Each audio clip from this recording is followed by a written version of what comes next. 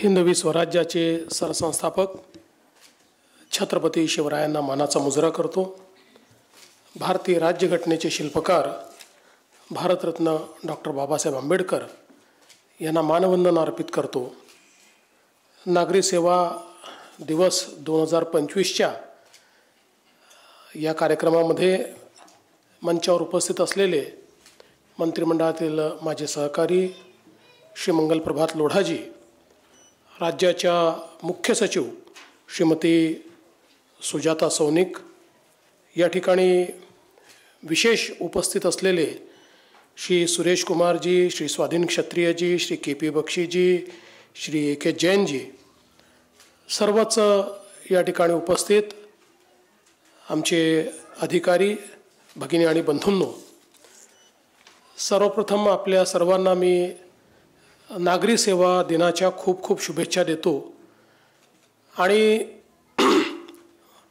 भारतीय संविधानाच्या अमृत महोत्सवी वर्षामध्ये आपण सर्व लोक आहोत। आणि भारताचं संविधान ज्यावेळेस तयार झालं त्यावेळी भारतरत्न डॉक्टर बाबासाहेब आंबेडकरांनी वेगवेगळ्या विषयांवर जे आपले विचार व्यक्त केले, त्यावेळी विचार व्यक्त करताना या देशाला एक नागरी सेवा असली पाहिजे अशा प्रकारचा विचार त्यांनी व्यक्त केला होता। आणि त्याच्या पाठीमागे त्यांनी ही भूमिका मांडली होती की देशामध्ये अखिल भारतीय सेवेच्या माध्यमातून आपण देशाचा समतोल अशा प्रकारचा विकास करू शकू। एक देशाचं केंद्र आहे, केंद्रीय सरकार आहे, मध्यवर्ती सरकार आहे, आणि त्या मध्यवर्ती सरकारच्या आजूबाजूला राज्यातली सरकार आहेत। या सगळ्यांमधला दुवा ह्या अखिल भारतीय सेवेचा अधिकारी असला पाहिजे अशा प्रकारचे विचार त्यांनी त्यावेळी मांडले होते। आणि त्यातून आपल्याला कल्पना आहे की देशामध्ये अखिल भारतीय सेवा सुरू झाली आणि वेगवेगळ्या राज्यांमध्ये आपल्या अधिकाऱ्यांच्या माध्यमातून आज आपल्याला ती सेवा पाहायला मिळते। राज्यसेवेचे अधिकारी आहेत, अखिल भारतीय सेवेचे अधिकारी आहेत, हे सगळे अधिकारी मिळून देशाला आणि त्या राज्याला प्रगतीकडे नेण्याचा प्रयत्न करत असतात। ज्यावेळी हा नागरी सेवा दिवस आपण साजरा केला त्यावेळी सरदार पटेल यांनी दिल्लीमध्ये आपलं भाषण करताना असं म्हटलं होतं की भारतातील सामान्य माणसाला तुमच्यासारखे वागवणे हे तुमचे कर्तव्य आहे। मला असं वाटतं की या एका स्वातंत्र्याच्या पूर्वी आमचे जे काही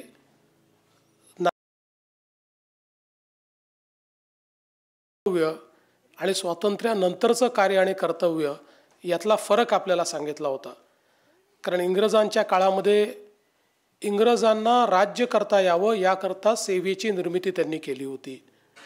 आणि स्वातंत्र्य मिळाल्यानंतर भारतीयांची सेवा करता यावी याकरता आपण लोकशाहीमध्ये प्रशासनिक व्यवस्था ही उभी केली। आणि म्हणून डॉक्टर बाबासाहेब आंबेडकर हे असं म्हणायचे की प्रशासन हे लोकांच्या हातात असले पाहिजे, लोकांच्या इच्छेने ते चालले पाहिजे। तसे झाले नाही तर लोकशाही टिकणार नाही। यात त्यांना कार्यक्षमता, निष्पक्षता, सहानुभूती आणि भ्रष्टाचारमुक्त पारदर्शिता ही असली पाहिजे अशा प्रकारची त्यांची अपेक्षा होती। मला असं वाटतं की आज आपण ज्यावेळेस आपल्या राज्याकडे बघतो तर मला या गोष्टीचा अतिशय आनंद आहे की प्रशासनिक सेवेमध्ये महाराष्ट्र राज्य हे एक अग्रणी राज्य आहे। किंबहुना अनेक वेळा या राज्याचं उदाहरण दिलं जातं।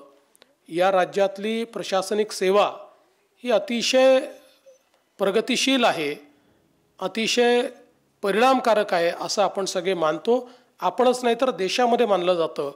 आणि अर्थातच अखिल भारतीय सेवेतले विविध राज्यांचे देखील जे अधिकारी असतात किंवा जे त्या परीक्षांकरता त्या ठिकाणी पात्र होतात त्यांचाही चॉईस हा महाराष्ट्र असतो। कारण या राज्याला एक मोठी प्रशासनिक अशा प्रकारची पार्श्वभूमी आहे. आपल्याला कल्पना आहे की छत्रपती शिवरायांच्या काळातही प्रशासनाच्या संदर्भात ज्या प्रकारचे नीती आणि नियम महाराजांनी तयार केले होते ते त्या काळाच्या अनुरूप सर्वोत्तम अशा प्रकारचे होते. आणि आजही आपण जर त्याच्याकडे वळून बघितलं तर ते कालजयी आहेत अशा प्रकारचं आपल्या लक्षात येतं. आणि म्हणूनच महाराष्ट्रामध्ये अशा प्रकारच्या या व्यवस्थेमध्ये आपण सगळे लोक काम करतो.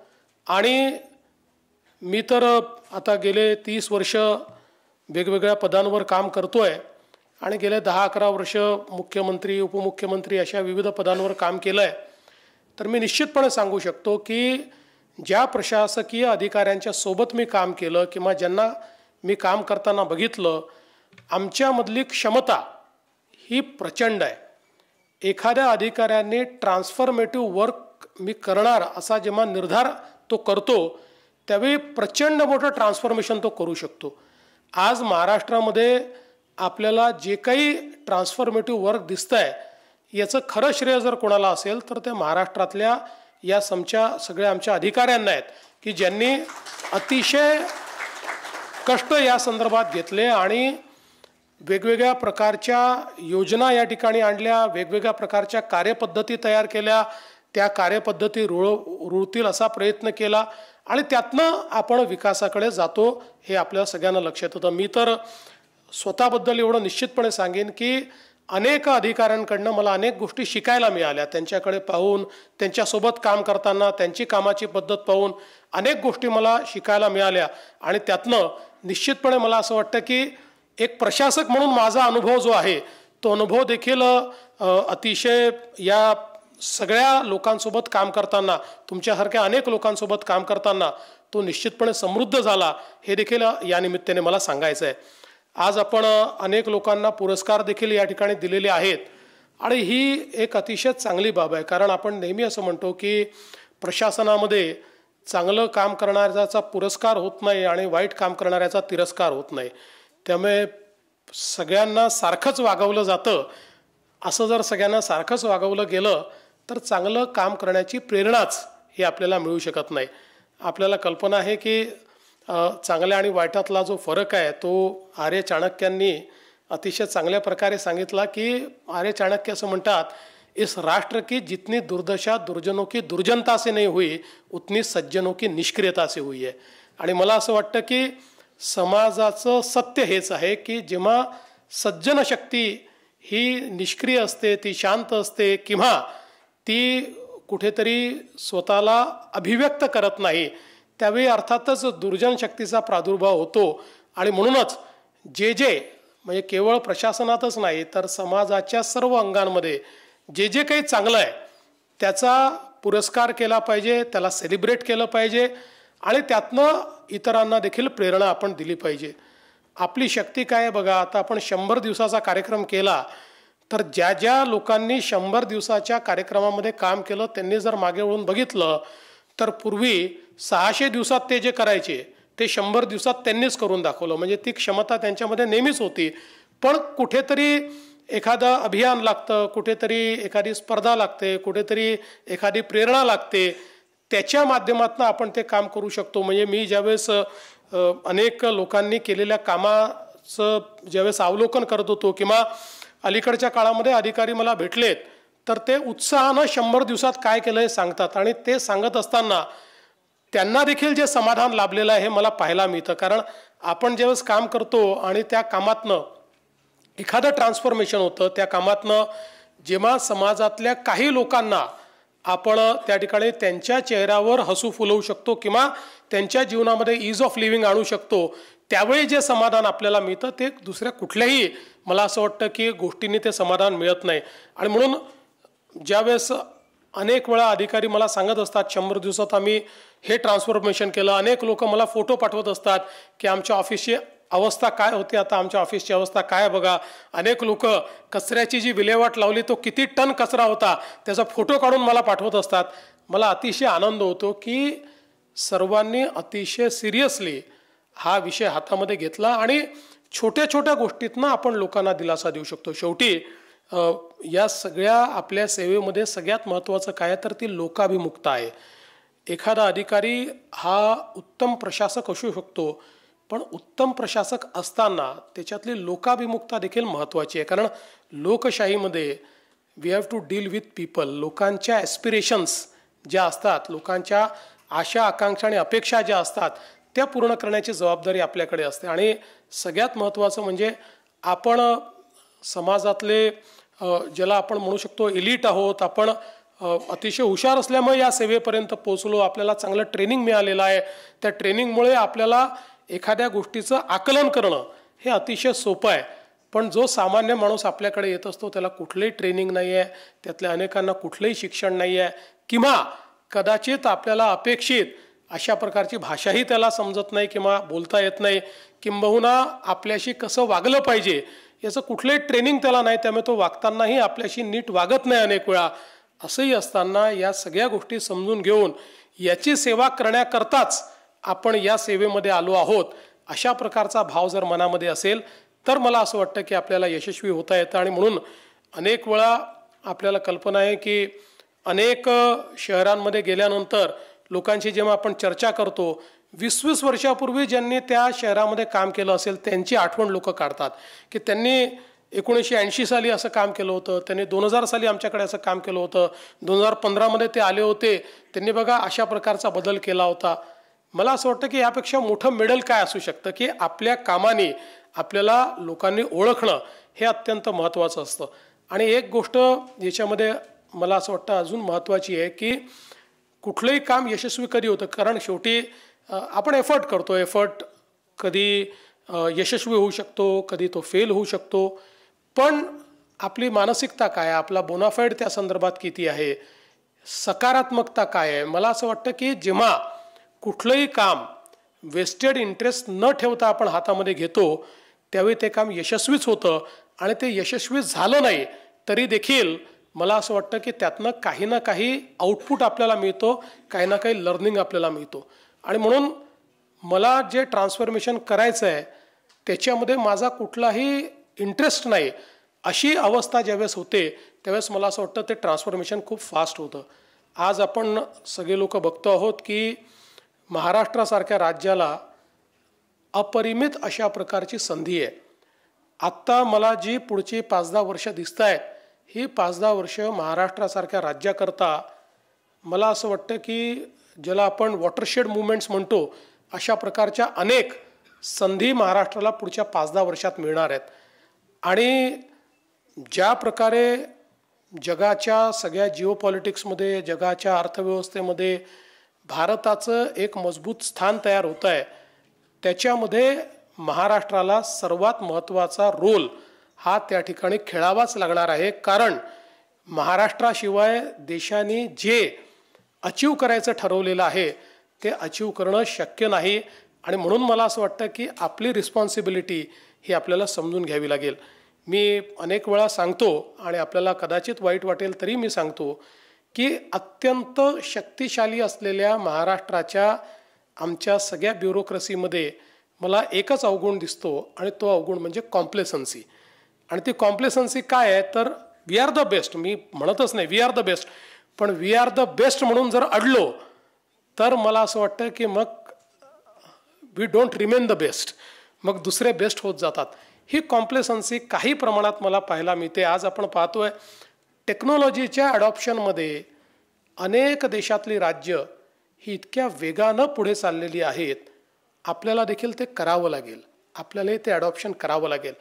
खूपदा काय होतं की जे बेस्ट असतात त्यांना एखादी गोष्ट स्वीकारण्याकरता अडचणी असतात किंवा एक बॅरियर तयार होतं की तुम्ही काय आम्हाला समजावून सांगणार आहे, तुम्ही कोण होता, आम्हाला तर माहितीच आहे, आम्ही तर पुढेच आहोत, तुम्ही आमच्यापेक्षा खूप मागे आहात, अशा प्रकारची एक अवस्था असते. मला असं वाटतं की जिथनं शिकता येईल तिथनं शिकलं पाहिजे. अगदी एखाद्या मिझोरममध्ये देखील एखादी चांगली गोष्ट जर त्यांनी केली असेल तर तिथनंही शिकलं पाहिजे, तिथनंही ते स्केलेबल आहे का, अडॅप्टेबल आहे का, अशा प्रकारचा विचार आपण केला पाहिजे. त्यामुळे नवीन गोष्टी करणं हे अत्यंत महत्त्वाचं आहे. आज आपण ज्यांना पुरस्कार दिले या सगळ्यांनी म्हणजे ज्या गोष्टी केलेल्या आहेत त्यांच्या रुटीनमधल्या गोष्टी आहेत पण त्या चांगल्या पद्धतीने केल्या. त्या रुटीनमधल्या गोष्टींमध्ये ईज ऑफ लिव्हिंग आणण्याचा प्रयत्न केला आहे, त्याच्यामध्ये अकाउंटेबिलिटी आणण्याचा प्रयत्न केला आहे.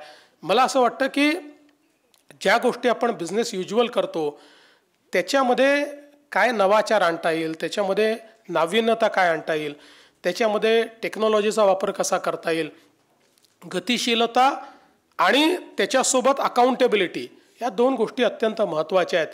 त्या आपल्याला अधिक कशा आणता येतील याचा प्रयत्न आपल्याला केला पाहिजे. आणि मला असं वाटतं की या सगळ्या गोष्टी जर आपण निश्चितपणे केल्या तर मगाशी मुख्य सचिव महोदयांनी जे सांगितलं की आपलं ब्रीदवाक्य काय, महाराष्ट्र आता थांबणार नाही. तो कधी थांबला नव्हताच, पण कोणी प्रयत्न केला तरी थांबणार नाही. महाराष्ट्राला $1 ट्रिलियन इकॉनॉमी होण्यापासनं कोणीच थांबवू शकत नाही हे सांगण्याचा आपला प्रयत्न आहे. आपण ½ ट्रिलियन मार्क पार केलेला आहे. आपल्या मागचे जे आहेत ते खूप मागे आहेत.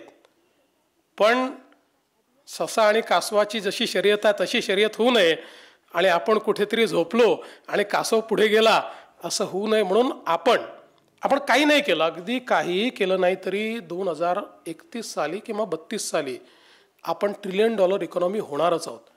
पण आपल्याला संधी आहे 2029-2030 साली देखील आपण हे अचीव करू शकतो आणि देशातली पहिली सबनॅशनल $1 ट्रिलियन इकॉनॉमी ही आपण महाराष्ट्राला करू शकतो. त्याकरता सगळ्या क्षेत्रांमध्ये आपल्याला उत्कृष्टता आणावी लागेल, सगळ्या क्षेत्रांमध्ये चांगलं काम आपल्याला करावं लागेल. एक अजून गोष्ट जी वारंवार मी बोलतो, कदाचित रिपिटेशन पण त्याचं होईल, पण तरी देखील मी पुन्हा एकदा मुख्य सचिवांना आणि सगळ्या विभागाचे जे प्रमुख आहेत त्यांना सांगतो की सगळीकडे इतक्या नवीन गोष्टी होत आहेत पण त्या गोष्टींचं स्टँडर्डायझेशन होत नाही आहे. म्हणजे आता ज्यांना आपण पुरस्कार दिले त्यांनी काहीतरी चांगलं केलं म्हणून पुरस्कार दिले, पण ते जोपर्यंत त्या विभागात आहेत, त्या जिल्ह्यामध्ये आहेत, त्या जिल्हा परिषदेमध्ये आहेत, तोपर्यंत ती गोष्ट चालते आणि ते निघून गेले की ती गोष्ट बंद होते. आणि त्यांनी एका जिल्ह्यात जे चांगलं केलेलं आहे ते दुसऱ्या जिल्ह्याला माहिती नसतं किंवा ते दुसऱ्या जिल्ह्यात होत नाही. मला असं वाटतं की एक काहीतरी व्यवस्था ही उभी केलीच पाहिजे की ज्या चांगल्या गोष्टी आहेत, चांगल्या गोष्टी ज्या आपल्या इथे घडलेल्या आहेत त्याचं स्टँडर्डायझेशन होणं आणि त्याचं एक प्रकारे ॲडॉप्टेशन होणं, या दोन गोष्टी आपण त्या ठिकाणी त्याची काय व्यवस्था आपल्याला उभी करता येईल त्याचा विचार आपण केला पाहिजे. जसं आपण महसूल परिषदेमध्ये 6 गट तयार केले आणि त्या 6 गटांमध्ये आपण कशा प्रकारे वेगवेगळ्या गोष्टी स्टँडर्डाईज करता येतील अशा प्रकारचं अधिकाऱ्यांनाच आपण ती टास्क दिलेली आहे आणि सगळे आपल्या कामाला लागलेले आहेत. मला असं वाटतं की अशाच प्रकारचा एक टास्क फोर्स हा सगळ्या विभागांमध्ये तयार केला पाहिजे की ज्या नवीन गोष्टी होत आहेत या नवीन गोष्टीचं स्टँडर्डायझेशन करणं आणि त्या स्केलेबल करून त्या सगळीकडे सारख्या पद्धतीनं त्या वापरात येतील. म्हणजे मग एखाद्या अधिकाऱ्याचं इनोव्हेशन हे मला असं वाटतं की सगळ्या नागरिकांच्या कामी येईल अशा प्रकारचा विचार आपण सगळ्यांनी केला पाहिजे. मी खरं म्हणजे फार अधिक काळ बोलणार नाही, पण ज्या लोकांना पुरस्कार मिळालेला आहे त्या सगळ्यांचं अतिशय मनापासून मी अभिनंदन करतो. आपल्या जीवनामध्ये याहीपेक्षा चांगले पुरस्कार आपल्याला मिळावे, या पुरस्कारातून आपल्याला अधिक प्रेरणा मिळावी, अधिक लोकाभिमुखता आणण्याचा प्रयत्न आपण सगळ्यांनी करावा अशा प्रकारची आपल्याला विनंती करतो. पुन्हा एकदा आजच्या या दिवसाच्या आपल्या सर्वांना शुभेच्छा देतो आणि आपण या चांगल्या दिवशी मला या ठिकाणी निमंत्रित केलं त्याबद्दल माननीय मुख्य सचिवांचे मनापासून आभार मानून माझे 2 शब्द संपवतो. धन्यवाद. जय हिंद, जय महाराष्ट्र.